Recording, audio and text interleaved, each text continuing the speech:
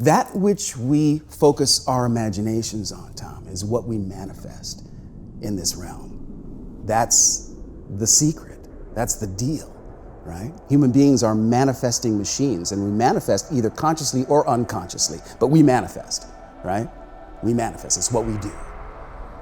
And so the power of science fiction literature and its connection to the what if is it actually inspires us. It invites us to create the world as a reflection of what we can imagine. Hey everybody, welcome to Impact Theory. Our goal with this show and company is to introduce you to the people and ideas that will help you actually execute on your dreams. All right, today's guest is a legendary actor, director, producer, and author with an unprecedented entertainment legacy. He has a triple crown of iconic roles to his name, and he's won 12 Emmys, a Grammy, and 5 NAACP awards. He was on the cover of Time magazine at the age of just 19 when he made his acting debut starring in the revolutionary television miniseries Roots, which smashed pretty much every viewing record there was when it first aired in 1977. To this day, the finale of that series stands as one of the most watched episodes in television history. From there, he spent 26 years as the host and producer of one of the most important and long-running shows in PBS history, Reading Rainbow. Over the show's historic run, they won 26 Emmys, a Peabody, and helped entire generations of kids learn to read. Despite all of that success, however, he's probably still best known for his role as blind Chief Engineer Lieutenant Commander Geordi LaForge on the mega hit Star Trek: The Next Generation. That show also launched his directing career, which has been just as storied as his acting career, and his credits include the most Star Trek episodes directed by any cast member, several TV movies, and runs on hit shows like Charmed and NCIS New Orleans. Outside of entertainment, he's also been incredibly successful as an entrepreneur, and at the time of its launch, his Kickstarter campaign to reboot Reading Rainbow for the digital age set the record for most backers ever for a campaign. They raised $1 million in just 11 hours and ultimately raised a staggering total of $6.4 million. And to top it all off, he's the host of the top-ranked iTunes podcast, LeVar Burton Reads. So please, help me in welcoming one of the most enduring entertainers of all time, LeVar Burton.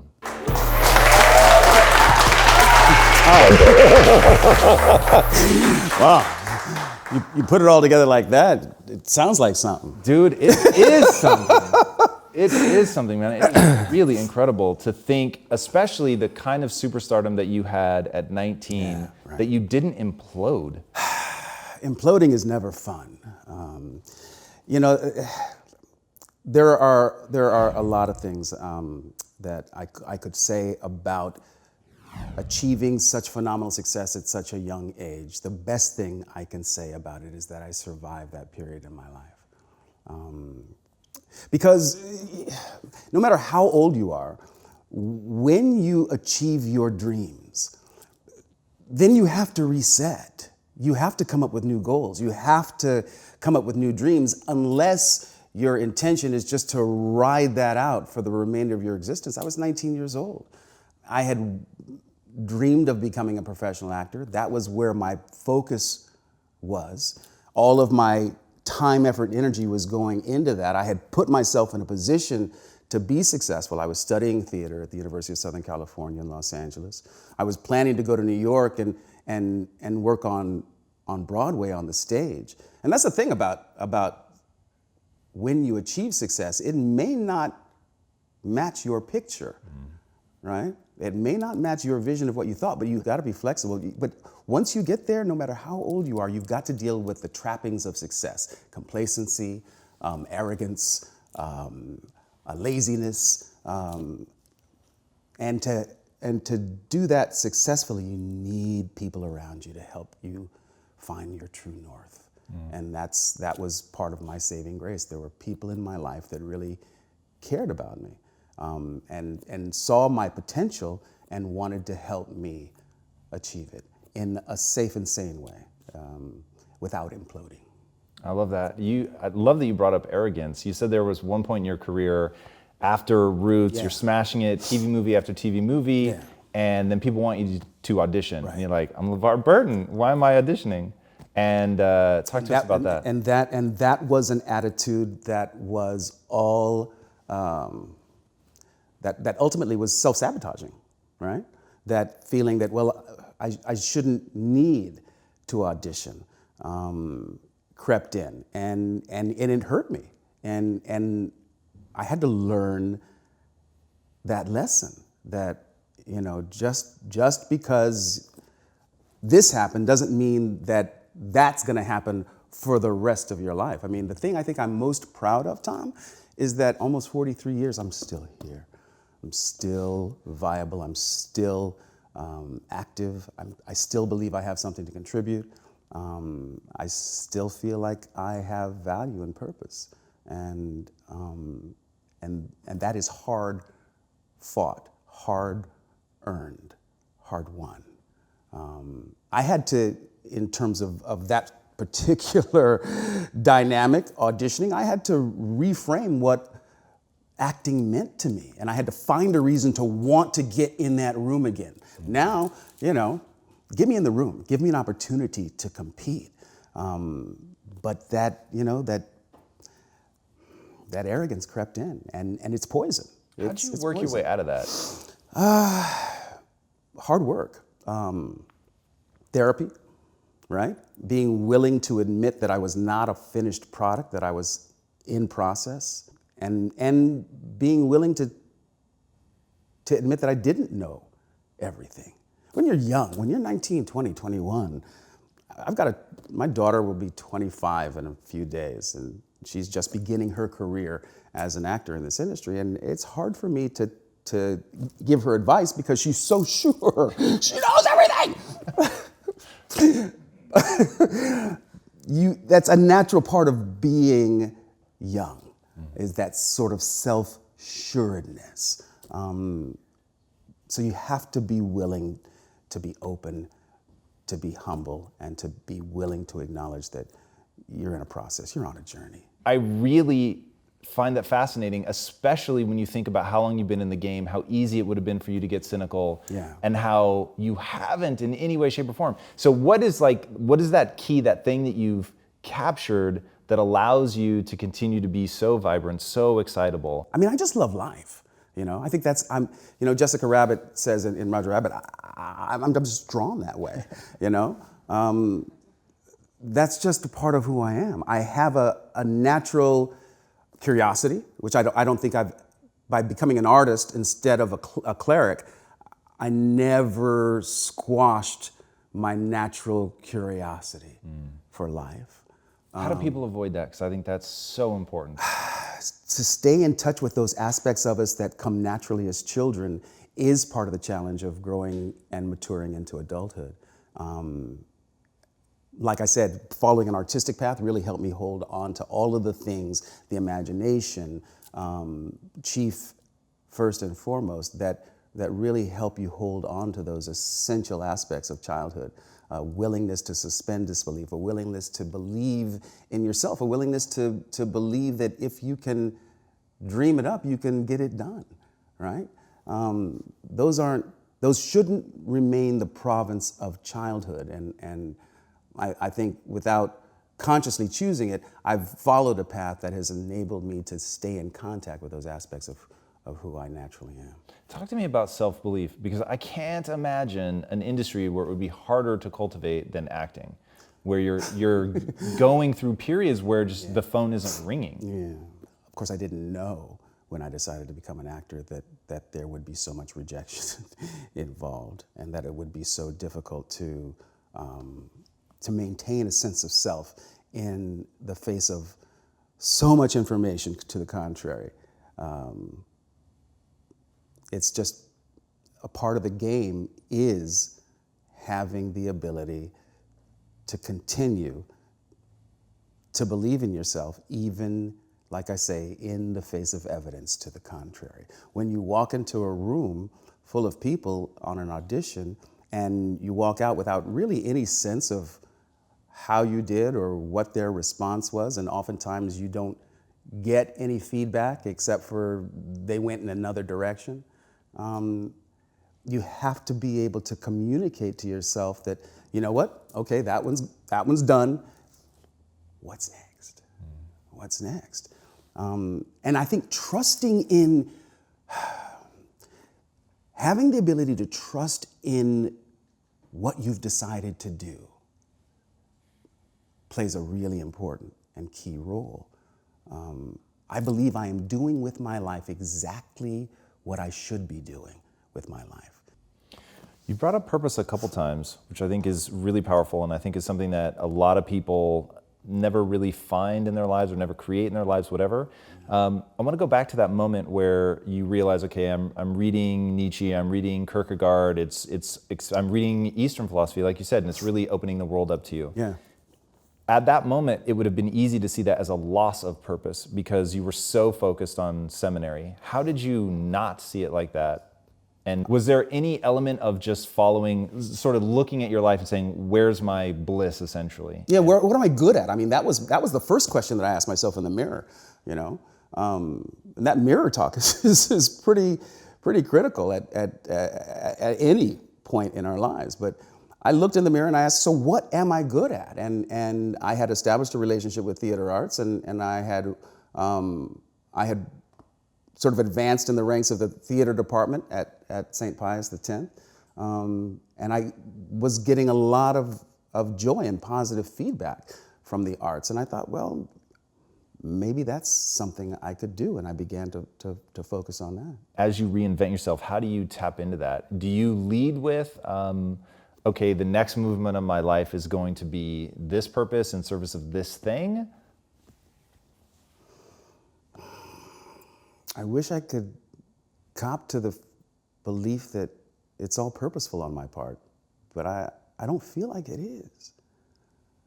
I feel like I have made the best of opportunities that have come my way in life. I didn't get the kind of lifetime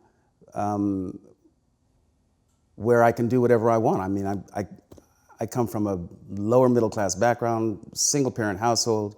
I could have been one of those statistics with which we are all too familiar. Single mom, worked 9 to 5. I was a latchkey kid. I had every opportunity to become one of those statistics, but I had a person who had not only hopes and dreams for me, she had expectations, and she exercised those expectations in a really demonstrative way. When you're really going after something, huge expectations, whether it's to not disappoint mom or you set the expectations on yourself, how do you push yourself, be demanding of yourself, and still love yourself? How do you push yourself, be demanding on yourself, and still love yourself? I've never seen those as mutually exclusive acts. I think self-love is all about pushing yourself, demanding of yourself that you stretch and reach your boundaries. Because I didn't grow up in what I would consider to be comfortable circumstances, you know, we didn't have a lot of money. I just naturally assumed that hard work was a part of the deal, right? Because it is. I mean, that's my perspective. I grew up in a generation where hard work was just a part of the deal. I think it's shifting now. They say that this is the first generation that is not going to automatically do better than their parents in terms of achieving the American dream. And so the question becomes for these kids, so what's it all for? Why am I working so hard? And the tendency is to, you know, to not incorporate that as a part of your value system. I didn't see that I had a choice. My mother was smart enough to educate me to the challenges that I would face in life, right? Trying to be successful in American society as a black male. So I knew what I was up against. And I knew that in order to achieve some semblance of success, which was, again, my definition of success was to have that life that I saw others having and experiencing the American dream. So what am I going to do in order to achieve that? I'm going to work my ass off. Because the message was, if you do, this is possible for you. So the notion that hard work and self-love are somehow at polar opposites, are working against one another, that's a foreign concept to me.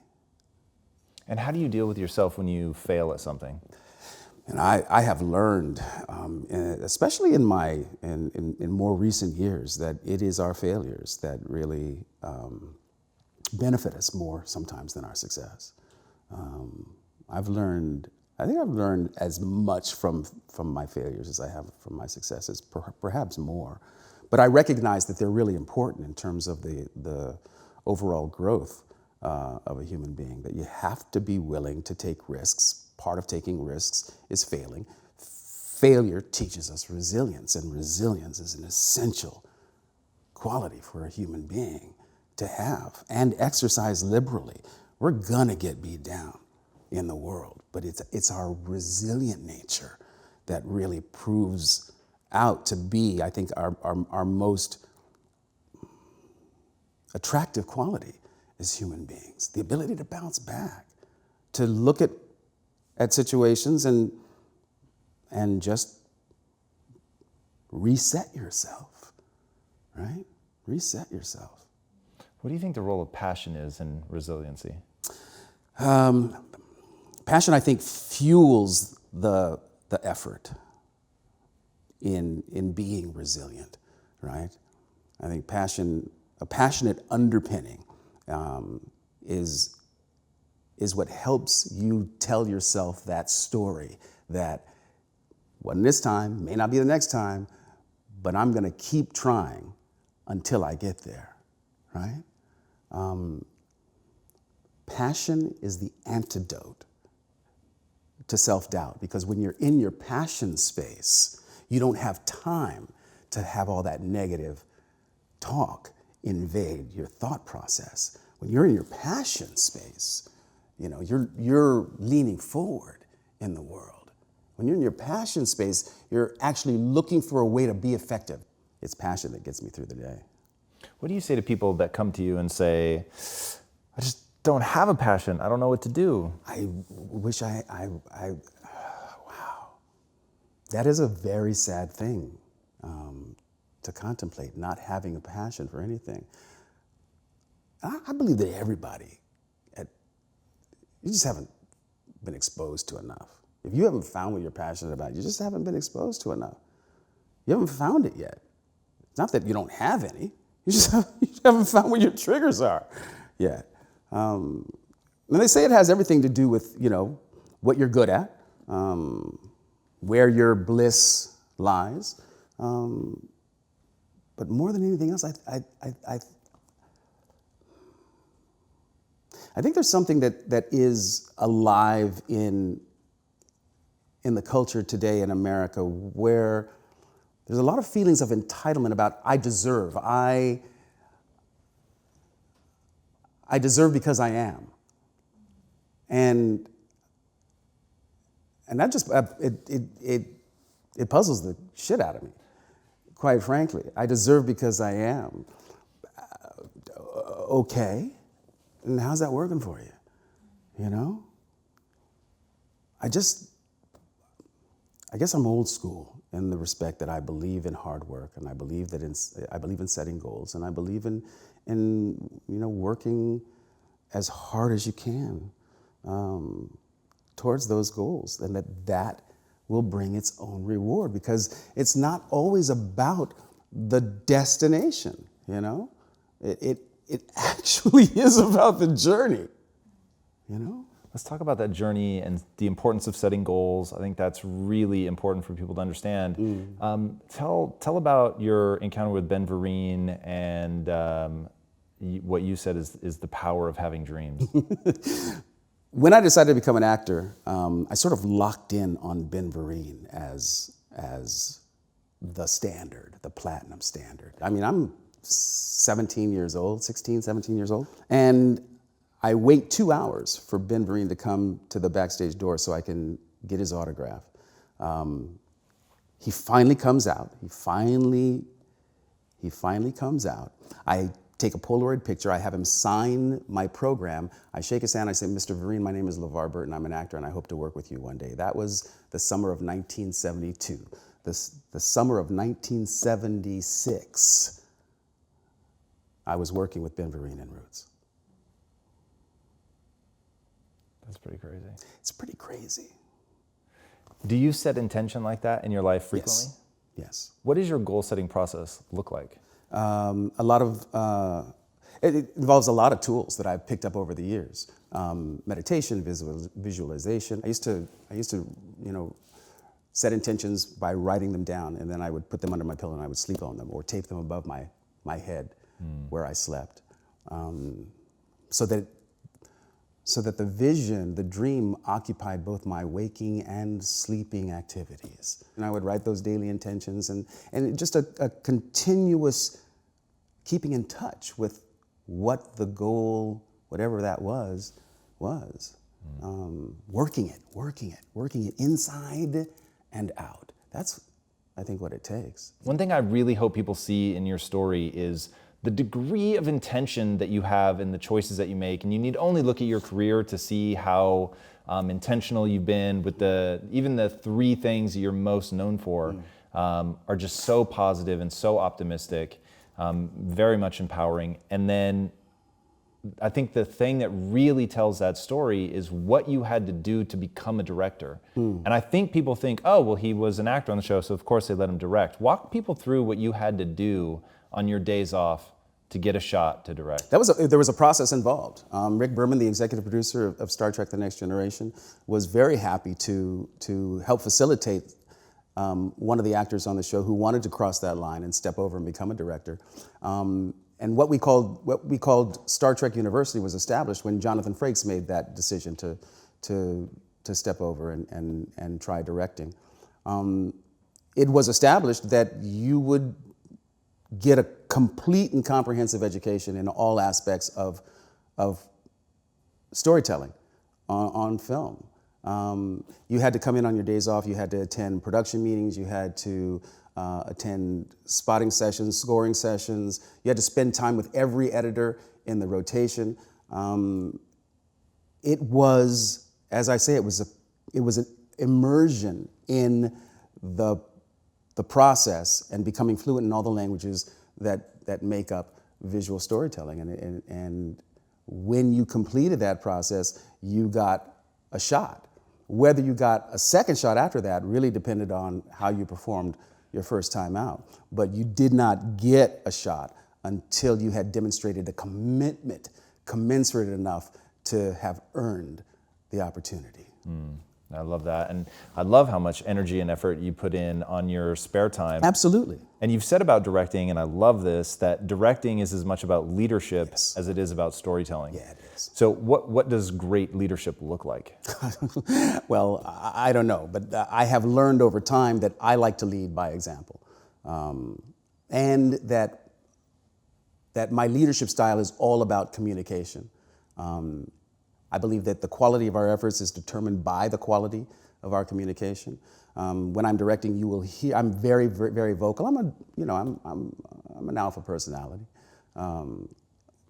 I'm really, really vocal on the set, and I'm loud, and and I let everybody know what's going on, because if you are going to get 130 or so people to all be on the same page, they need to know what's going on.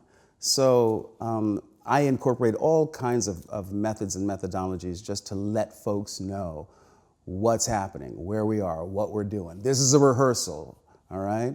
And now let's shoot, and let's go again. You said that one of the things that makes a great director is the ability to make a decision. Yeah. How do you deal with self-doubt? How do you, directing isn't one decision, it is like relentless. It is a relentless parade of decisions. Mm-hmm. How do you what method do you have for making a decision when you're not entirely sure? That's really my question. Tony Robbins says, fake it till you make it. And there's certainly some of that going on. Act as if, right? Act as if. Just make a decision. Make a decision. You just draw a hard and fast line in the sand. Well, if it's necessary, absolutely. Talk to me about leading from the front. Yeah. So why is that so effective, and how do you do it without overpowering people or making them feel like you're stepping on their toes? Yeah, that's a dance, isn't it? Having a sense of humor helps. See, I believe that filmmaking is a really collaborative effort. And I believe in challenging everybody who's a part of the process to rise to their highest level of expression. I'm bringing my A game. I know I'm bringing my A game. And I want you to bring yours, which means it's my job to create an atmosphere, an environment where you feel comfortable bringing your A game, right? And if you're bringing your A game and I'm bringing my A game and everybody else is bringing their A game, we're going to be, at the very least, we're going to be proud of the effort that we put forth here, right? We will not have been wasting our time. We were doing shit. That's what I mean by leading by example, just creating that environment where people feel comfortable making suggestions, bringing their ideas, serving the storytelling. What do you say to somebody who makes a mistake? Next. Just move on. Let's move on. Yeah. Move on. Mistakes are a part of it. Mistakes are a part of it. Yeah. How do you create energy when you're there on set? It's a long night, 14 hours, 16 hour. Yeah. How do you get people up again and moving? What do you remind them of? Is it the end goal? Is it the process? Is it you just bring the energy? It's me bringing the energy. Me bringing the energy, trying to make it contagious. Yeah, energy is contagious, though. It is contagious. You've said you're an energy junkie. What do you mean by that? I'm built to want to surf life, right? Bring it at me. Let's go. Let's do it. Let's engage. That's just my natural, that's my default, right? Bring it on. Bring it on. Let's do it. That's my default. I'm an energy junkie because it's by putting myself in these different situations and different dynamics that I get to respond. I get to be activated in something that feels vital, that feels meaningful. Talk to me about sci-fi. You've had such a long-standing interest in science fiction. What is it about that you think is either culturally relevant or I guess just potentially purely entertaining? For me, science fiction has always, it's always invited us to ask what I believe are two of the most important words in language, in combination. What if, right? And by contemplating that what if, we literally invite ourselves into the process of manifestation. And science fiction is a body of literature that has really contributed to the continuing evolution of the human journey through the inspiration that it's provided. There's a reason why we have the technology that we do. It's because, at least in part, because fans of science fiction have been influenced by those ideas and have taken those ideas and put them into practice in the world, right? There was some kid, I'm sure, who watched the original episodes of Star Trek, kept seeing Kirk pull out that communicator, right? Flip it open, call the ship, have Scotty beam him up. That kid grew up, became a designer, an engineer, designed a product that, is more powerful, more prevalent than the toaster. We've all had a flip cell phone in our hand or seen someone use one. That which we focus our imaginations on, Tom, is what we manifest in this realm. That's the secret. That's the deal, right? Human beings are manifesting machines, and we manifest either consciously or unconsciously, but we manifest, right? We manifest. It's what we do. And so the power of science fiction literature and its connection to the what if is it actually inspires us. It invites us to create the world as a reflection of what we can imagine. You said that we manifest consciously or unconsciously. Sure. How do you make sure that process becomes a conscious one? That is the job of self-discovery. That's why being willing to engage in a rigorous process of self-examination, which leads to self-discovery, is so critical to every human being. So getting back into manifestation, how much are you trying to map out like the movements in your life? I'd say maybe 35-40% is me making moves, right? The rest is, let's see what happens, right? And so how do you keep going with the forward momentum? How do you create that in your life? What's the other 60 to 70%? Knowing that there's going to be an outcome, one way or another. There's going to be the step will reveal itself. Is that what you're talking about? Yeah, and I'll either be successful at what I'm trying to do or not, right? And being okay with the idea that each are equally valid and both have potential benefits to me. How much, you've talked really eloquently about gamification, video games. Yeah. How much do you gamify your own life? That's a great question. Well, I feel like I'm dealing with a stacked deck, actually. Because when I look at my life, it's clear to me that I couldn't possibly have dreamed up a life as rich and fulfilling and satisfying as this one is. I just don't believe I had the capacity to do that. My imagination wasn't that greedy, right? So I recognize that I am living a really blessed existence. And as I look back on my life and I sort of take stock in the kind of life that I've led, I really feel like there's the hand of some unseen force at work here, because this can't be all me. I mean, I'm good, but I'm not that good. What do you do to respect that? Not fuck it up. That's the ultimate way to respect it. That's the ultimate payoff, isn't it? To take advantage of the opportunities that you find yourself. And how do you make sure that you're prepared for that? You never know.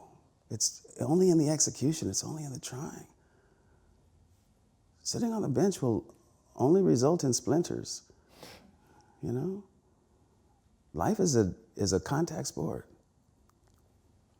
You got to get in there and test yourself. Otherwise, you'll never know. I love that. All right, before I ask my last question, where can these guys find you online? Online? On Twitter, at LeVar Burton. If you're interested in my mission and what I'm doing, go to LeVarBurtonKids.com. After many, many, many years of representing the Reading Rainbow brand, I'm now working with a brand that I actually own. I'm doing the same thing that I've always done. I'm just doing it with a brand that I own. So LeVarBurtonKids.com. Check out my podcast, LeVar Burton Reads. I love doing this podcast because I'm a storyteller. I mean, that's how I see myself, and I enjoy storytelling in all of its potential forms. And for me, sitting with text, reading aloud is such a pure form of storytelling because it's all about the imagination. It's engaging a listener in their imagination and painting a picture, creating a mood that's really transformative. It really can be. So LeVar Burton Reads, where I read a short story in every episode, wherever you get your podcasts. Love it. My last question, what's the impact that you want to have on the world? I want to leave here knowing that I did everything I could to champion a human right, in my view. Literacy is a human right, and I will go to my grave believing that my life will have been worthwhile if I was able to successfully communicate that idea and encourage and inspire people to become literate. to actually enjoy the freedom that literacy brings. I love that. LeVar, thank you so much for coming on the show, man. It's incredible. Guys, I know you already know this man, so I do not have to convince you, but you're going to want to dive into his world. There's something so unique in the way that he is able to leverage entertainment to bring that raw, infectious enthusiasm and optimism, the very thing that's going to carry you through the hard times, the times where the phone isn't ringing, where you can't figure out what you're supposed to do with your life. Someone that can give you that kind of excitement, someone that can transmit it. That is his true gift, is to be able to communicate and transmit the most beautiful parts of the human condition. And when you look at his body of work, there are few people that have had the consistency that he has had. And it's literally astonishing. It's hard enough to work once as an actor, let alone over and over and over, and let alone in a way where everything comes together to be so optimistic and empowering. It is absolutely beautiful, and in no way, shape, or form a surprise that he's had the level of enduring success in an industry that churns and burns and is always looking for the next thing. It's because he's had that ability to look inward, to have the self-awareness, to know where his bliss lies, to know what the passion is, and to use his words to do the things that make him feel life. And I hope that you guys heard the things that he talks about. I hope that you will feel your life in the way that he has. Not that you follow in his exact footsteps, but you do the mirror time. You find those things that make you feel alive. If you take that from him, it will change you forever if you let it. All right, if you haven't already, be sure to subscribe. And until next time, my friends, be legendary. Take care. Bye. Amen.